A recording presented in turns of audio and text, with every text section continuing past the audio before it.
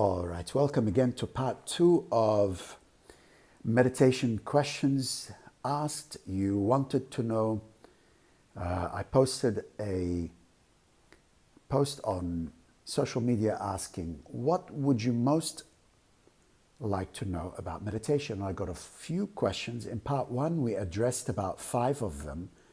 This is going to be part 2, and we'll address the next 5 questions. If you haven't watched the first one, I suggest it could be a good idea. There are some useful tips about getting started and good daily practice to follow and so on. Okay, so question 1 for this part 2. How do I silence my mind? The inner critique, the judge, that voice in my head that's always telling me that I'm a failure, that you've tried many things in the past and you've never gotten anything right. Is there an efficient way to achieve this? How do I silence my mind? Well, let's break this question first of all.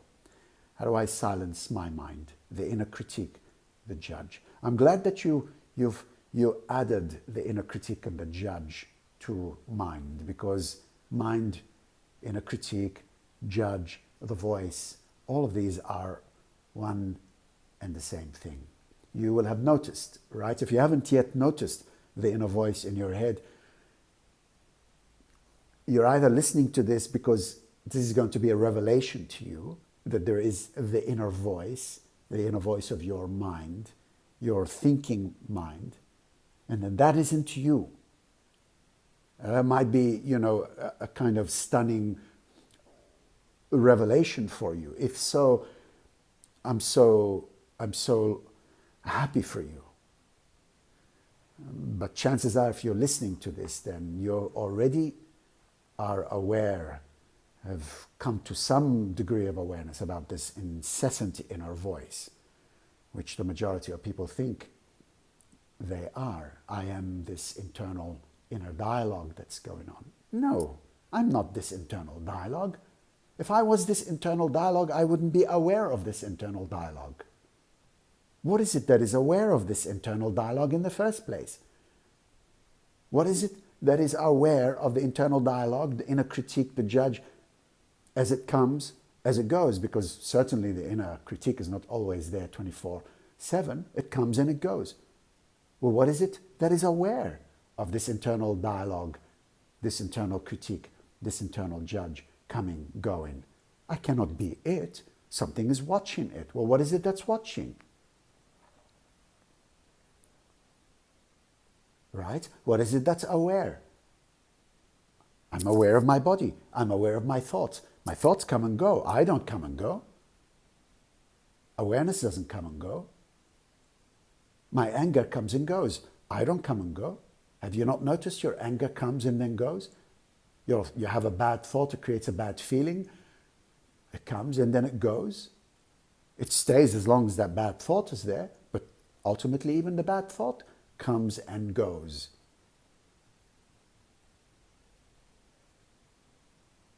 My sensations come and go. Sounds come and go, but I don't come and go. What is it that doesn't come and go? What is it in me that is permanent? People don't ask that question, but we must ask that question, because that question is the greatest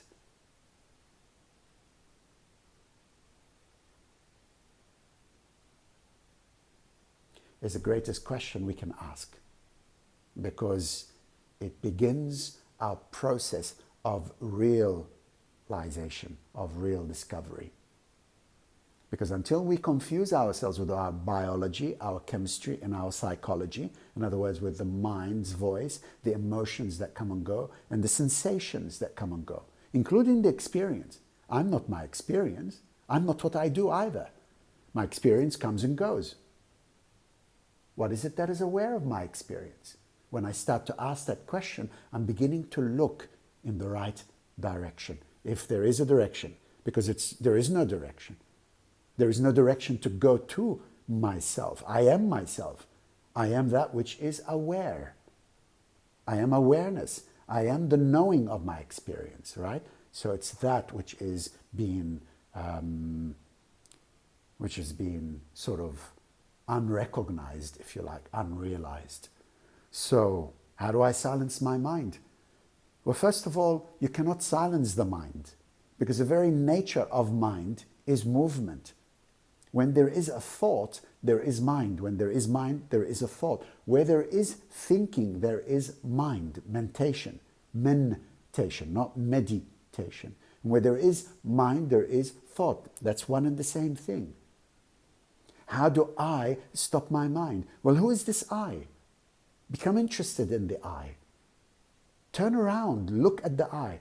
When I say, I would like to stop my mind, what is this I that wants to stop the mind?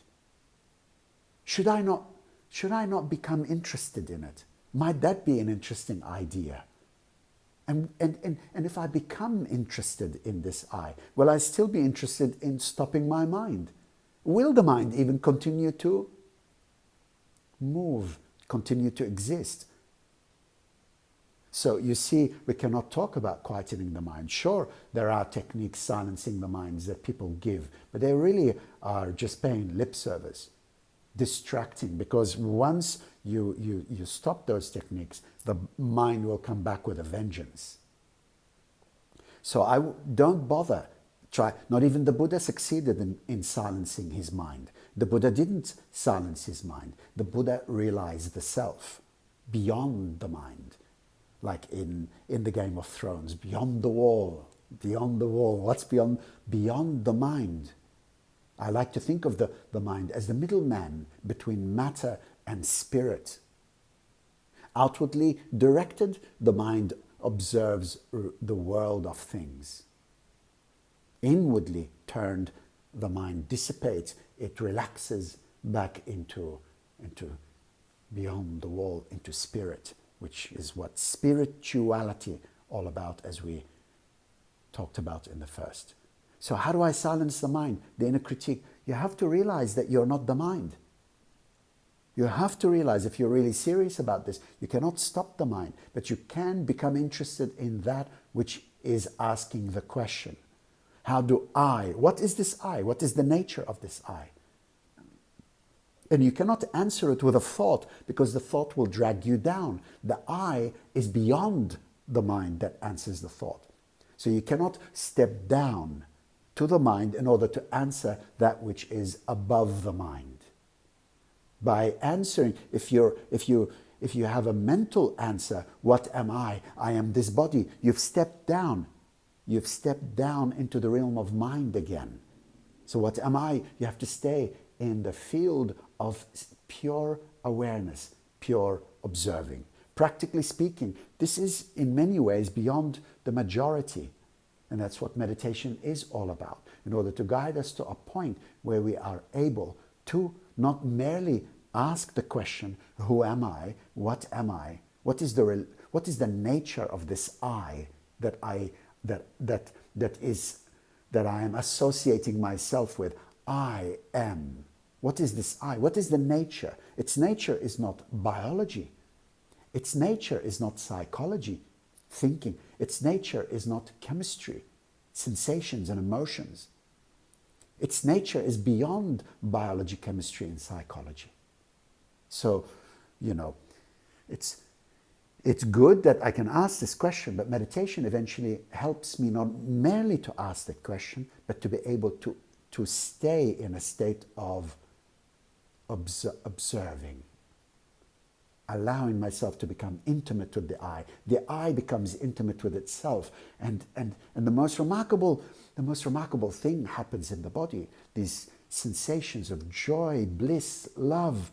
The body is a chemical factory that's capable of producing incredible hydrogens and chemicals and what have you. Turn the attention inward. You're turning your awareness inward in order to observe the I. The I observes itself. It sits before itself. The I aware, awareness. It's like the prodigal son, the prodigal daughter has come home. What is the prodigal son? It's the outwardly directed attention. the outwardly directed mind, the outwardly directed senses, and the outwardly directed light of awareness. Leaving, going away from the self. When the awareness is turned back, when the light of awareness is turned inward, this is the return home. And the body rejoices, everything rejoices. So, how do I silence the mind? I don't know. Nobody's managed it. How do I silence the inner critique? Just become aware. And there are techniques. However, practically, I won't just sort of give you this abstract idea, this, ego perspective. I'll also advise you strongly to look into the work of the wonderful Byron Katie, Byrona. No, Byron, R-O-N, Katie, Katie, a wonderful grandmother from, America. She wrote the book, Loving What Is. She will give you some wonderful, a simple technique actually, 4 questions and some turnarounds to really help you with this. Because the mind is deception. Your critical voice must be examined. These statements that you are making about yourself that are causing you suffering, you must inquire into their validity. You have to put them, as it were, on the judge seat, if you're in court, and you've got to ask them questions. Is that true? Can you absolutely know that that's true?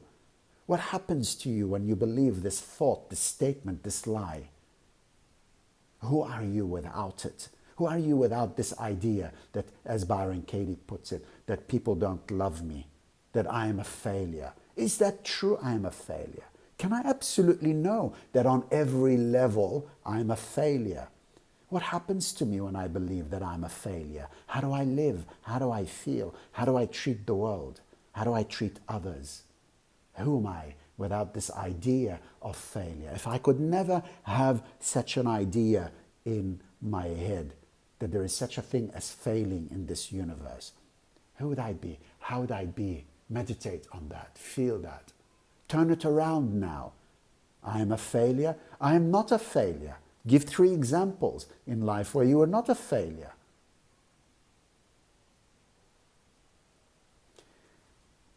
Byron Katie, incredible work.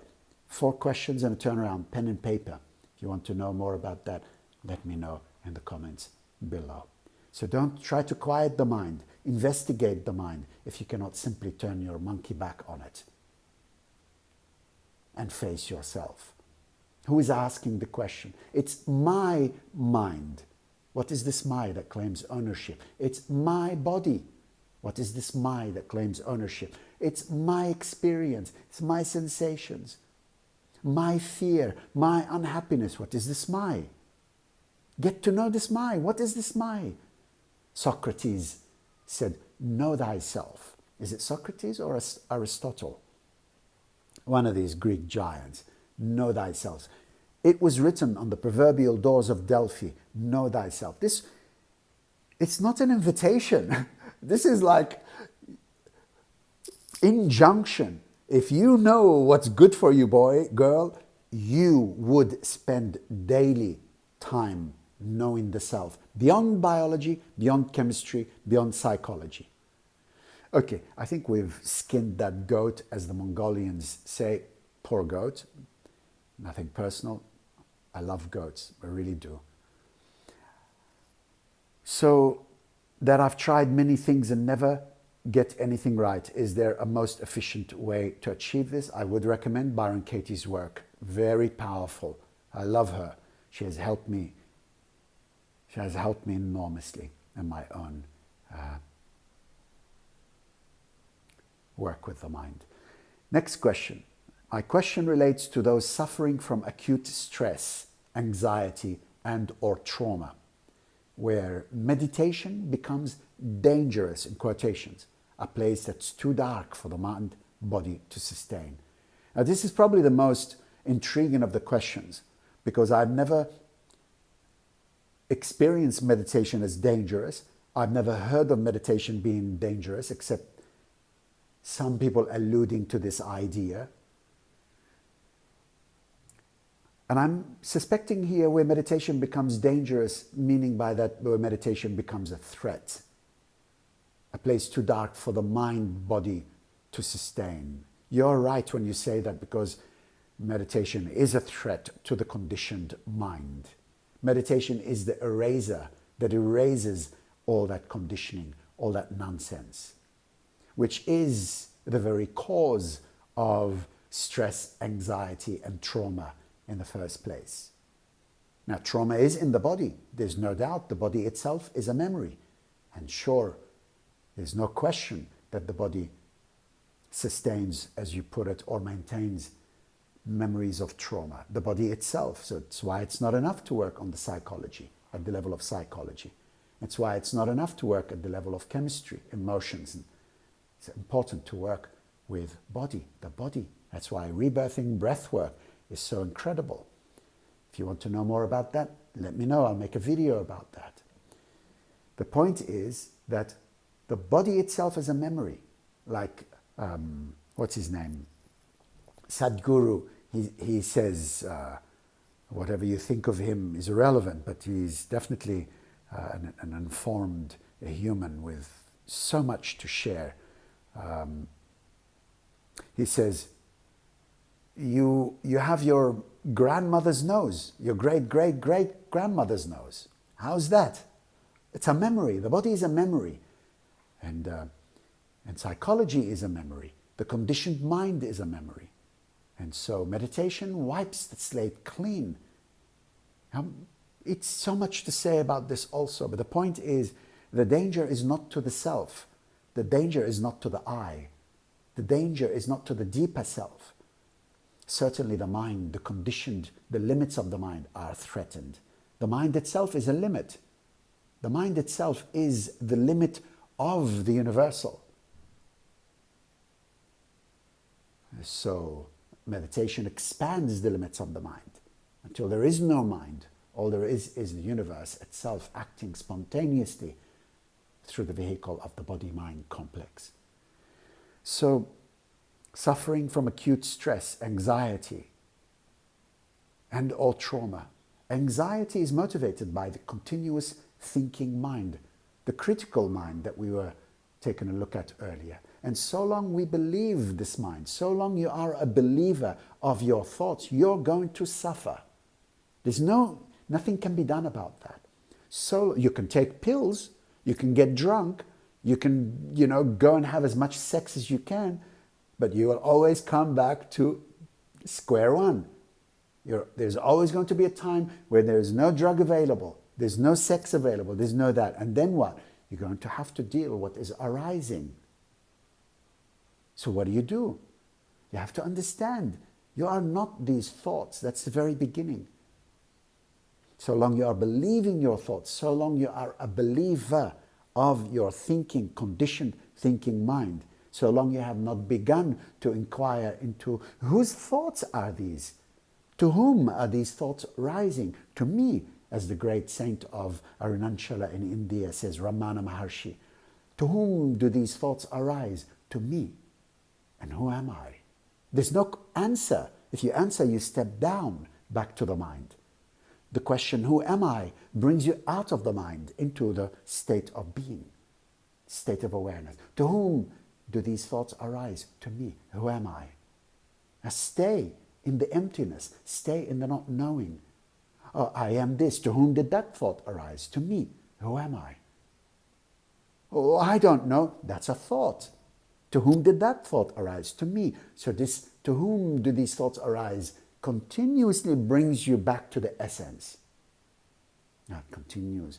Now for most people this is also beyond their practice, but I'm just responding to this question. So anxiety is a byproduct of mind. You are believing your thoughts. Now I can hear some of you here going, yes, but depression and what have you, they have a chemical, of course they have a chemical association in the body. The body is biology, chemistry, and psychology. You can't separate one from the other.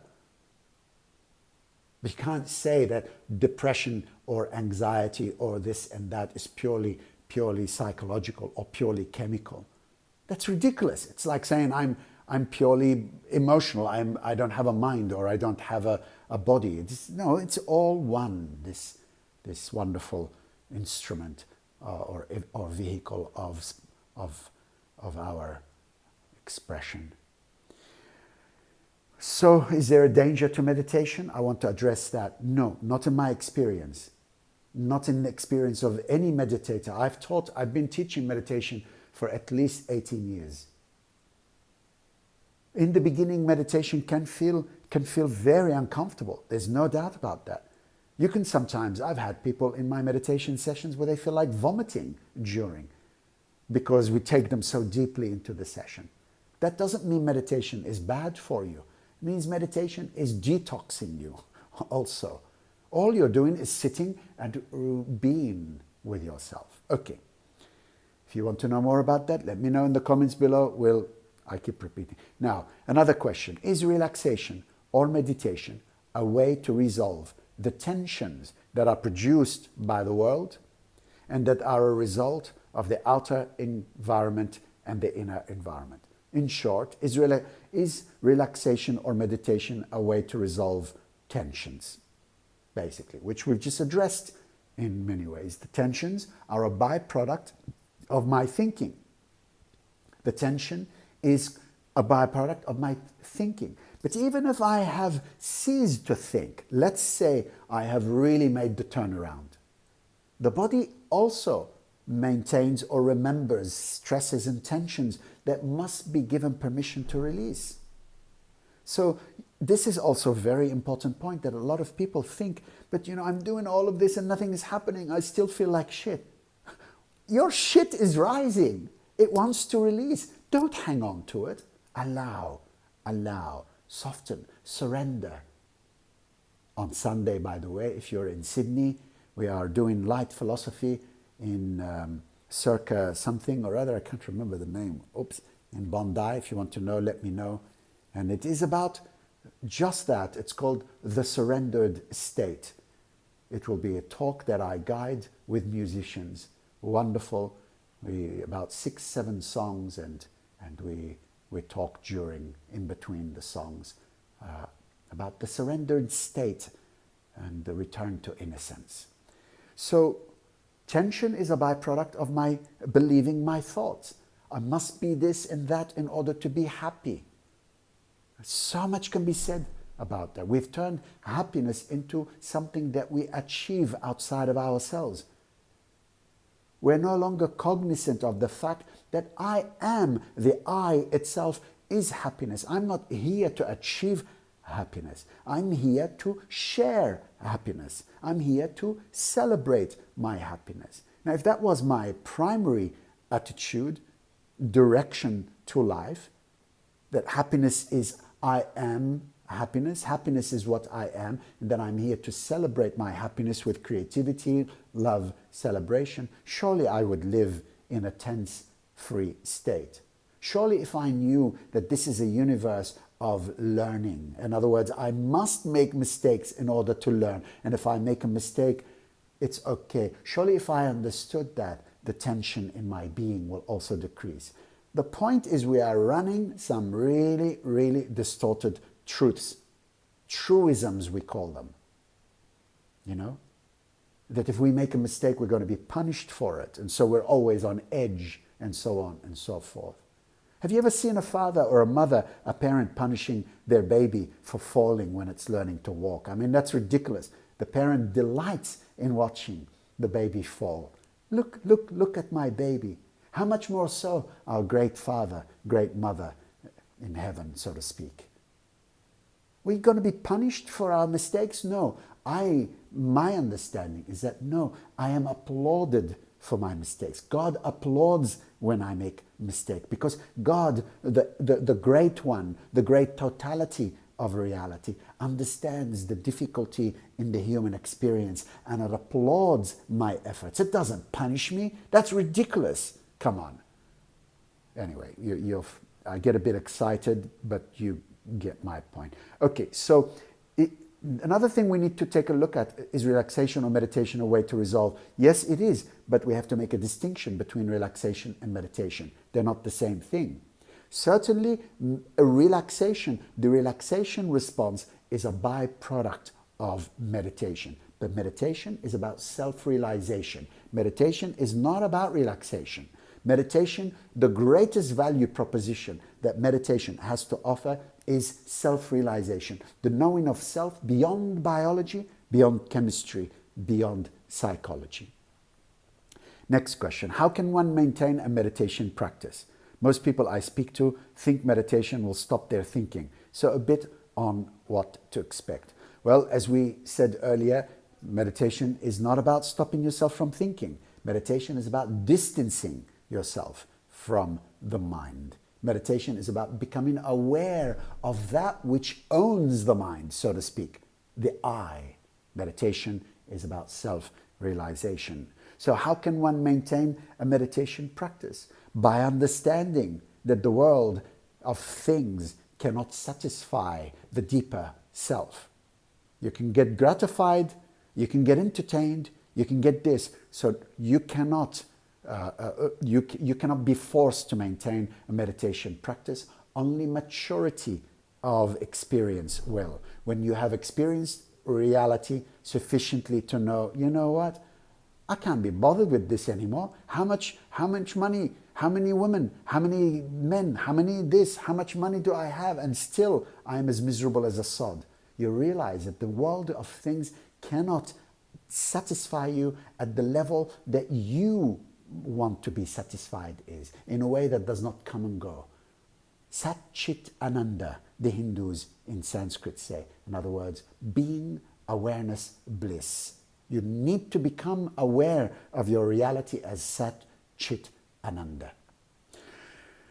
Most people think, I speak to think meditation will stop their thinking. No, it will not do that. But it's like meditation does not stop the world from making noise. But meditation is about the silence. Meditation is about knowing yourself as silence. Meditation is about knowing yourself as stillness. Thinking is a vibration of mind, but you are stillness. You are beyond that. You know yourself. You're no longer troubled by thinking. So it's not about stopping your thinking. This is one of the greatest myths, because if you make meditation about stopping yourself from thinking, I assure you, you're not going to have a meditation practice. Why? Because it will lead to futility and failure, and the best thing you'll get out of it is that I can't do this, which is really good.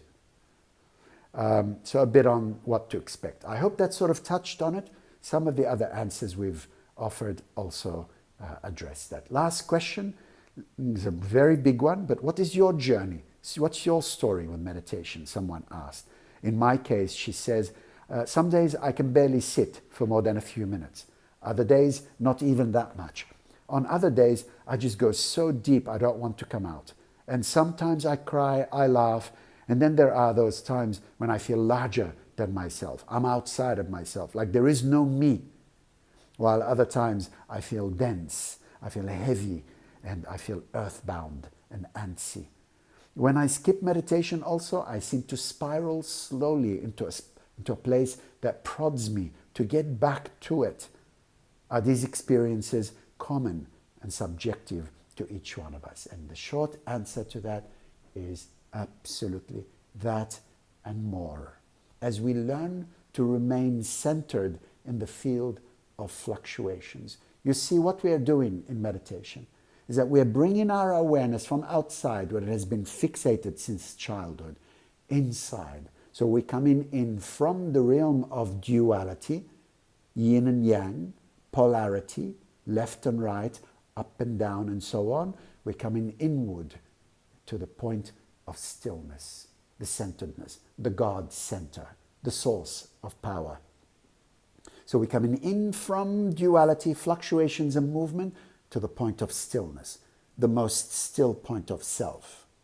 And along the way, the fluctuations, journeys, releases, according to our own experience and journey, crying, laughing, aches and pains, and so on and so forth. So you're right in saying this is certainly a subjective experience to each one of us.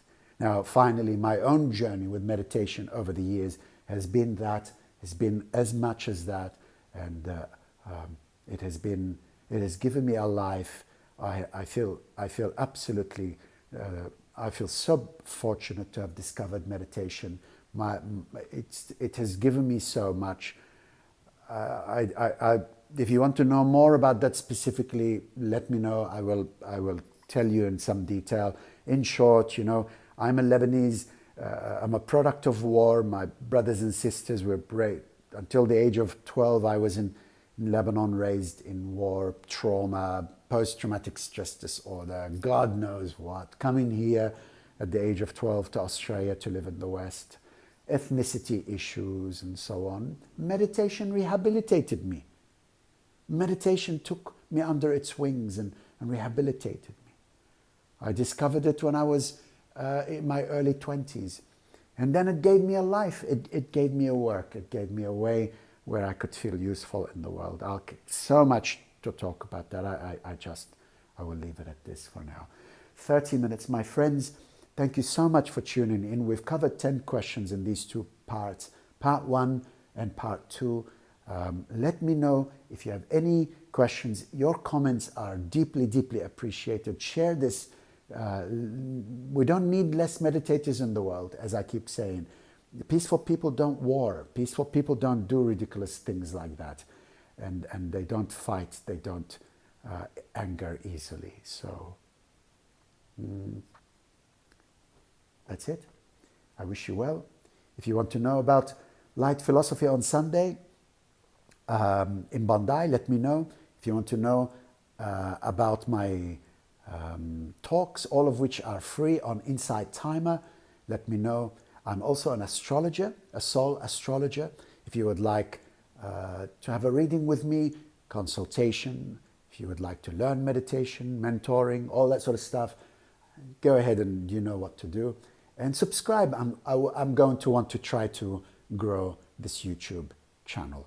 I'm going to try and see if I could do that. Take care, my friends. This is Bassam. Love to you all. Bye-bye.